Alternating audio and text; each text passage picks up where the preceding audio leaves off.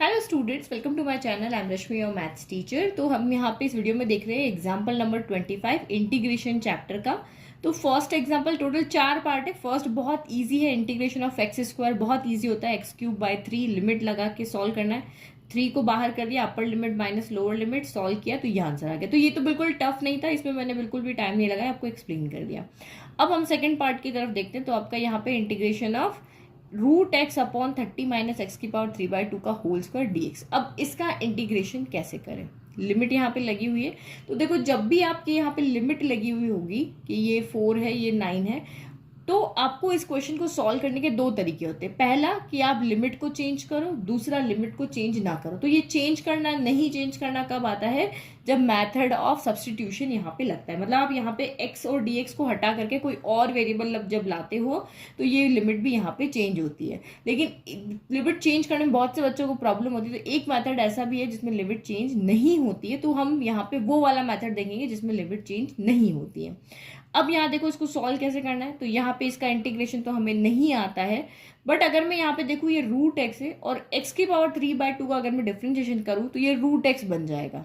ठीक है, कांस्टेंट 0 हो जाएगा। तो इसका मतलब मुझे डिनोमिनेटर को अगर मैं t लेट करती हूँ तो ये न्यूमरेटर जो है पूरा वो मेरा dt यहाँ पे हो जाएगा। तो इस तरीके से मैंने सोचा और अब मैं इस क्वेश्चन को सॉल्व करती हूँ। तो लेट 30 माइनस एक्स की पावर 3/2 जो है वो मैंने उसको t मान लिया। डिफरेंशिएशन करो, डिफरेंशिएशन ऑफ 30, कांस्टेंट 0 होता है, minus as it is d by d x of x की पावर 3/2। तो एक्स की पावर n का अगर आप डी बाई डी एक्स करते हो तो क्या आता है? n एक्स की पावर n-1, यही आता है। n आगे आ गया 3/2 एक्स, 3/2 में से 1 गया तो 1/2 बचा, यानी कि रूट एक्स हो गया। और डी एक्स इक्वल टू आपका डी टी हो गया। तो देखो हमारे पास यहाँ पे है ना, रूट एक्स डी एक्स तो है हमारे पास में, ये रहा। तो root x d x equal to आपका यहाँ पे क्या हो जाएगा? D t. तो ये वैल्यू एक्स्ट्रा आ रही है, इसको भी हम इधर भेज देते हैं। तो ये आपका यहाँ पे हो जाएगा, this implies root x d x equal to minus as it is 3/2 इधर आके 2/3 डी टी हो जाएगा। ठीक है, अब जब हमने देखो यहाँ पे इस x की वैल्यू को हमने t में चेंज कर दिया, ऊपर वाली वैल्यू को भी हमने t में चेंज कर दिया। ये लिमिट जो थी वो तो x की थी, t की तो थी नहीं। तो मैं यहाँ पे क्या करूंगी, मैं सिर्फ क्वेश्चन को सॉल्व कर रही हूँ, मैं लिमिट नहीं लगा रही, अभी मैंने लिमिट को छोड़ दिया। ठीक है, now integration of root x d x की जगह पे क्या रखना है? माइनस का 2/3 dt। तो मैंने 2/3 आगे ले लिया और ये मेरा dt हो गया। 1/, इसकी जगह हमने t माना था तो ये 1/t dt हो गया। मैंने लिमिट अभी नहीं लगाई है। अब आप यहाँ पे इंटीग्रेशन करो, माइनस का 2/3 1/t। अच्छा, 1/t क्यों होगा? यहाँ स्क्वायर भी तो है तो ये स्क्वायर हो जाएगा। ठीक है, तो अब यहाँ पे इंटीग्रेशन करते हैं तो 2 की पावर ऊपर जाके -2 हो जाएगा और ये dt। करो इंटीग्रेशन, माइनस का 2/3 2। तो x की पावर n का इंटीग्रेशन क्या होता है? n+1/n+1। तो -2 + 1/-2 + 1 हो गया। तो ये आपका हो गया माइनस का 2/3, -2 + 1 यानी -1, और नीचे भी -2 + 1 है तो नीचे भी -1 आ गया। इस माइनस से ये माइनस हो गया, कैंसिल, 1 का कोई मतलब नहीं है। तो ये आपका कितना हो गया? 2/3 × 1/t हो गया। ठीक है, अब हम यहाँ पे क्या करते हैं? t की वैल्यू पुट कर लेते हैं। तो हमारी लिमिट जो x में थी, तो t के अंदर तो हम वैल्यू रख ही नहीं रहे, हमने t को फिर से किस में चेंज कर रहे हैं? x के अंदर चेंज कर रहे हैं। तो जो वैल्यू है वो फिर से हमारी यही लिमिट यहाँ पे लग जाएगी। तो नाउ अब आपका यहाँ पे क्या हो जाएगा? इंटीग्रेशन ऑफ 4 और ये 9 root x upon 30 minus x की पावर 3/2 2 फिर whole square d x equal to आपका क्या हो जाएगा? हमने यहाँ पे पावर जो थी लिमिट यहाँ लगा दी और ये 2/3 × 1/t। t की वैल्यू कितनी है? तो ये आपकी है 30 माइनस एक्स की पावर 3/2 और होल स्क्वायर, ये वैल्यू है। अच्छा, स्क्वायर थोड़ी ना आएगा, ओनली यही वैल्यू है। अब हम यहाँ पे अपर लिमिट और लोअर लिमिट रखते हैं। 2/3 कांस्टेंट है, आप इसको यहाँ पे बाहर निकाल दो। अपर लिमिट रखो 1/30 माइनस एक्स की पावर 3/2, तो 9 रखेंगे, 9 की पावर 3/2 माइनस लोअर लिमिट तो 1/30 माइनस एक्स की पावर, एक्स की जगह 4 है, 4 की पावर 3/2। तो 9 को हम यहाँ पे क्या लिख सकते हैं? 9 को हम यहाँ पर लिख सकते हैं 3 का स्क्वायर और ये बाहर पावर 3/2। सेम 4 को हम लिख सकते हैं 2 का स्क्वायर और बाहर है 3/2, 2 से 2 कैंसिल, 2 से यहाँ पे 2 कैंसिल, 3 का क्यूब कितना हो गया 9 हो गया, इसको सॉल्व किया 2 का क्यूब कितना हो गया 8 हो गया। यानी यहाँ पे हमारा यहाँ कितना आ रहा है, यहाँ पे आपका सॉल्व करने में ये पूरा जो है इसको सॉल्व करने पर आपका 9 आ रहा है और ये पूरा सॉल्व करने पर आपका कितना आ रहा है 9 क्यों आएगा, 3 पावर क्यूब है ना 27 आएगा ये, और यहाँ 8 आएगा। इसका सॉल्यूशन आ रहा है 27, इसका सॉल्यूशन आ रहा है 8 आएगा। 30 माइनस 27 कितना हो गया 1/3 हो गया, और 30 माइनस 8 कितना हो गया 22। ओके, तो ये 2/3, ये 1/3 हो गया, ये 1 बाय आपका 22 हो गया। एलसीएम ले लेते हैं, तो 2/3 इन एलसीएम 22 आएगा, तो यहाँ पर नहीं 22 नहीं आएगा, 3 2 6 66 आएगा। ओके, तो 3 की टेबल में 66 का 22 टाइम, तो यहाँ 22 हो गया, और 22 की टेबल में 63 टाइम, तो ये यहाँ पे 3 हो गया। तो अब आपका यहाँ पे कितना बच गया, ये 2 से हम इसको कैंसिल कर देते हैं, ये आपका हो गया यहाँ पर 3 हो गया, 22 में से 3 गया तो 19, और ये 33 इंटू 3 99 हो गया। ये हमारा आंसर हो गया। तो हमने देखो जो लिमिट पुट की एक्चुअल में वो एक्स में पुट की है। ये क्वेश्चन हमारा एक्स में था, हमने इसको अंदर अंदर वाले को सॉल्व करके आ गए। जो लिमिट यहाँ पुट की वो एक्स में की है। ये 4 और 9 लिमिट किसकी थी, एक्स की थी ना, तो हमने तो एक्स में वैल्यू पुट किया, तो हमें लिमिट चेंज करने की यहाँ पे जरूरत नहीं पड़ी। अब नेक्स्ट देखो, now next third part question number 25 का, इंटीग्रेट करना है x upon x plus 1 x plus 2। तो ये क्वेश्चन तो देखकर ही आप समझ गए कि नीचे जब भी आपके ब्रैकेट में या फ्रैक्शन के अंदर जब भी टर्म लिखी होगी बच्चों, तो आपको यहाँ पे पार्शियल फ्रैक्शन मेथड लगाना होता है, क्योंकि हम इसको डायरेक्ट इंटीग्रेट नहीं कर सकते। पार्शियल फ्रैक्शन इस क्वेश्चन के लिए तो बहुत ही ईजी है, क्योंकि हम सिर्फ यहाँ पे क्या कर रहे हैं, लिमिट को कैसे सॉल्व करना है वो देख रहे हैं। ये सब चीज हम पहले से करके इजीली आ चुके हैं। तो इसका पार्शियल फ्रैक्शन यहाँ पे कैसे हो जाएगा, हम सिर्फ x अपॉन x प्लस 1 और x प्लस 2 लिखेंगे। ऑब्वियस नीचे 2 ब्रैकेट है तो हमारे पास 2 वेरिएबल आएंगे, एक a आएगा एक b आएगा। a के नीचे हम x प्लस 1 लिख देंगे बच्चों, और इसके नीचे हम x प्लस 2 लिख देंगे, और बीच में प्लस। अब बस हमें क्या करना है, इनको सॉल्व करके a और b की वैल्यू लानी है, क्योंकि ये दोनों प्रोडक्ट फॉर्म में थे तो हमने इन दोनों को यहाँ पे अलग अलग कर दिया है। बस a और b की वैल्यू रख देंगे तो हमारा यहाँ पे सॉल्व हो जाएगा। ठीक है, अब a की वैल्यू लेकर आनी, तो उसके लिए क्या करना होता है, हमें पहले एलसीएम लेना होता है। तो हमने एलसीएम लिया, तो ये आया x अपॉन, इधर वाली टर्म तो एज इट इज रहेगी x प्लस 1 x प्लस 2।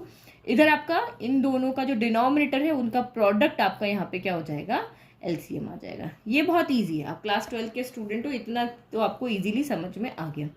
इसके पास ये वाला ब्रैकेट है, ये नहीं है, तो ये आके इसके साथ में बैठ जाएगा, बैठ गया। और b के पास x प्लस 2 है, x प्लस 1 नहीं है, तो इसके पास x प्लस 1 आकर के बैठ जाएगा। अब डिनोमिनेटर से डिनोमिनेटर कैंसिल, बचा क्या, x बचा है, a x प्लस 2 इधर से बचा, और b x प्लस 1 बचा। तो बहुत इजी होता है यहाँ से हमें सॉल्व करना, क्योंकि यहाँ पे हम हिट एंड ट्रायल करते हैं। हिट एंड ट्रायल का मतलब क्या है कि एक बार मुझे a को 0 बनाना है, एक बार मुझे b को 0 बनाना है। तो पहले हम b को 0 बनाते हैं। यहाँ 1 है, अगर यहाँ -1 होता तो 1 में से 1 गया 0, और 0 को किसी से मल्टीप्लाई करो 0, तो ये पूरा टर्म आपका 0 हो जाएगा। यहाँ लिखो पुट x इक्वल टू -1। तो हमने देख लिया, पहले से कैलकुलेट कर लिया कि x इक्वल टू -1 करने पर ये पूरा 0 हो रहा है। तो बस अब ये सॉल्व करना है। तो यहाँ x की जगह -1 आ गया, x के -1 अगर 2 - 1 1 हो गया, तो यानी कि a की वैल्यू माइनस कितनी आ गई, 1 आ गई। देखो हमने इजीली सॉल्व कर लिया। अब यहाँ पे देखो, अब मैं यहाँ पे क्या रखूँ कि अभी मैंने b को 0 किया था, अब मुझे a को 0 करना है, क्योंकि मुझे b की वैल्यू चाहिए। तो x की जगह पे मैं -2 रख लेती हूँ। तो x की जगह मैंने -2 रखा, तो यहाँ पे -2 हो गया, और -2 प्लस 1 क्या होता है, तो -1। ये तो 0 हो गया ना, 2 - 2 0 इंटू ए 0 हो गया। तो ये आपका कितना हो गया, -2 प्लस 1, तो ये माइनस का b हो गया, माइनस से माइनस कैंसिल। तो this implies b equal to आपका यहाँ पर कितना आ गया, 2 आ गया। तो ये हमारी वैल्यू होगी। तो हमारी इक्वेशन यहाँ से क्या हो जाएगी, a की जगह -1 अपॉन x प्लस 1, और ये 2 अपॉन x प्लस 2, और इनका हमें इंटीग्रेशन इजीली आता है। लॉग हो जाए ना, 1 अपॉन x का क्या होता है, log x होता है। ओके, तो ये देखो मैंने यही क्वेश्चन था, इसके आगे इंटीग्रेशन लगा दिया, यहाँ लगा दिया, यहाँ लिख दिया, a और b की वैल्यू रख दी, और लिमिट यहाँ पे लगा दी। हो गया मेरा क्वेश्चन इजी, बहुत इजी, पार्शियल फ्रैक्शन से इजी हो गया। अब 1 अपॉन x का इंटीग्रेशन log x होता है, तो यहाँ पे माइनस बाहर है, ये लिमिट आपकी यहाँ पे हम बाहर एज इट इज लगा लेते हैं। ये 1 लगा लेते हैं, 2 लगा लेते हैं। 1 अपॉन x प्लस 1 का log modulus of x plus 1 हो गया। अच्छा सॉरी, माइनस यहाँ आएगा, ठीक है, हमने क्योंकि दोनों का एक साथ लिमिट बाहर लिया ना। फिर +2, इसका भी log x प्लस 2 हो जाएगा, तो log modulus of x plus 2। अब आपको यहाँ पे तक आंसर नहीं छोड़ना है, लिमिट भी सॉल्व लगानी है और इसको एक अच्छा सा आंसर ला करके यहाँ पर देना है। तो यहाँ आपको पता है हमने बहुत काम किया हुआ है, m log n जो होता है उसको हम log n की पावर m ऐसे लिख सकते हैं। तो ये 2 जो बाहर है ये यहाँ पे पावर में आ सकता है, तो हाँ क्यों नहीं आ सकता, आ सकता है। तो हमने यहाँ पे लिखा कि minus log modulus of x plus 1 तो एज इट इज है, plus log modulus of x plus 2 जो है यहाँ पे हमने उसका पावर बना दिया। ठीक है, फिर देखो आपको पता है log m minus log n क्या होता है, तो log m minus log n log mn होता है, नहीं माइनस में m अपॉन n होता है। तो ये यहाँ पे लिख लेते formula, log m minus log n equal to log m upon n होता है, यही होता है। तो ये पॉजिटिव है ये नेगेटिव है, तो ये m है ये n है, तो m ऊपर ही आएगा और ये आपका यहाँ पे क्या आएगा, नीचे आएगा। तो लिखो इसको जल्दी से, log modulus of x plus 2 का square upon x plus 1, modulus हमने कॉमन लगा दिया। ठीक है, और यहाँ पे क्या हो गया, 1 हो गया 2 हो गया। अब आप यहाँ पे वैल्यू रख लो क्योंकि अब हमारी लिमिट पुट करनी है। तो लॉग मॉड्यूलस ऑफ 2 रखो, तो 2 प्लस 2 यानी 4, 4 का स्क्वायर कितना हो जाता है आपका 16 हो जाता है, और नीचे 2 प्लस 1 तो ये आपका 3 हो गया।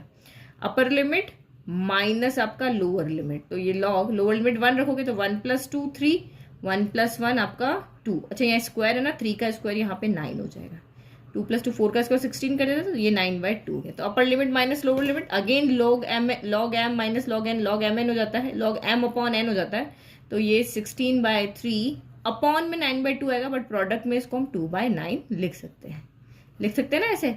ठीक है, तो ये मोड है। अब यहाँ पे क्या हो जाएगा, ये आपका कुछ कैंसिल हो रहा है, नहीं कैंसिल तो कुछ नहीं हो रहा, बस प्रोडक्ट हो रहा है। तो ये log 16 2 32/27, this is your final answer. ठीक है, समझ में आ गया, बहुत इजी क्वेश्चन है।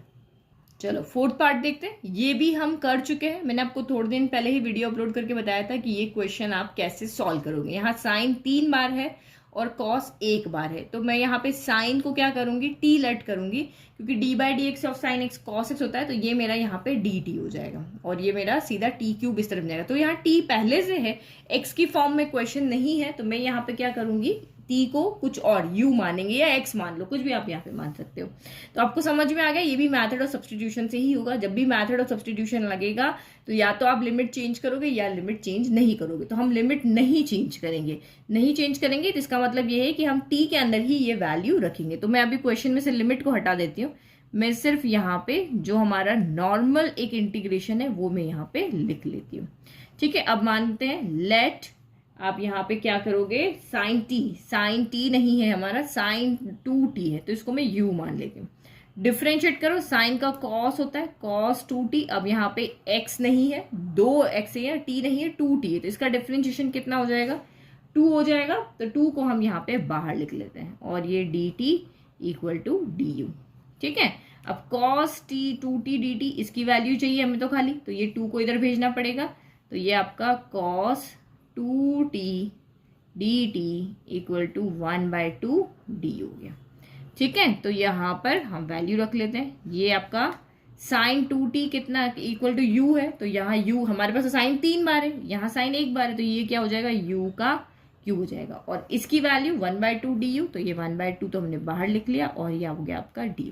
चलो अब इंटीग्रेट करो, तो ये 1/2 हो गया इंटू u की पावर 3 + 1 अपॉन 3 + 1 यानी 4 अपॉन क्या हो गई, 4 हो गई, यानी कि 1/8 u की पावर हो गई 4 हो गई। अब हम u को t में चेंज कर लेते हैं, तो अब हम u में इसको चेंज कर रहे हैं, तो ये हो गया 0 to π/4, लिमिट लगा रहे हैं, 1/8 को बाहर रख रहे हैं, u की जगह पे हम वैल्यू रख रहे हैं, तो ये आपका यहाँ पे कितना हो जाएगा, साइन 4 2, अच्छा इंटीग्रेशन क्यों लगाएंगे, चलो इसको छोड़ो, अभी जो हमारा क्वेश्चन था ना हम वही लिख कर चलते हैं, sine cube 2t cos 2t dt equal to 1/8, u की वैल्यू रखेंगे साइन 4 2t, और क्योंकि हम इंटीग्रेशन कर चुके हैं इसका t की फॉर्म में ही हमने लेट करके किया, जैसे भी किया, लेकिन t का इंटीग्रेशन t की फॉर्म में ही यहाँ पे लिख दिया। तो ये 0 to π/4 टी के ऊपर ही हमने लिमिट लगाई, क्योंकि अंदर वैल्यू टी में है।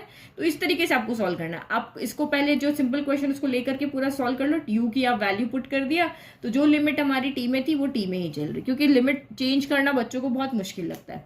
तो अब ये 1/8 यहाँ पे हो गया। टी की जगह रखो π/4, तो sin 4 2 × π/4 -0 रखो, तो साइन चाहे 4 हो जाए कितना भी हो 0 ही आएगा। तो 2 से ही कैंसिल हो गया, यहाँ पे π/4 जो था π/2 बन गया, तो 1/8 हो गया। साइन 4 π/2, तो साइन π/2 की वैल्यू कितनी होती है 1, तो ये 1 की पावर 4 हो गया। साइन 0 0 होता है, तो 0 की पावर 4 लिख दो, चाहे वही रहेगा। तो ये तो 1 की पावर 4 1, 1 - 0 1, यानी कि 1/8 आपका यहाँ पर आंसर आ गया। ठीक है, तो इजी, देखो भाई कोई लिमिट हमने चेंज नहीं किया, कुछ नहीं किया, और हमने इसको यहाँ पर सॉल्व कर लिया। तो आप इस मेथड से सॉल्व करोगे तब भी आपका आंसर यहाँ पर आपको 100% मार्क्स मिलेंगे। आई होप आपको क्वेश्चन 25 अच्छे समझ में आया, क्योंकि ये बहुत इंपॉर्टेंट क्वेश्चन यहाँ पर रखता है। Thank you.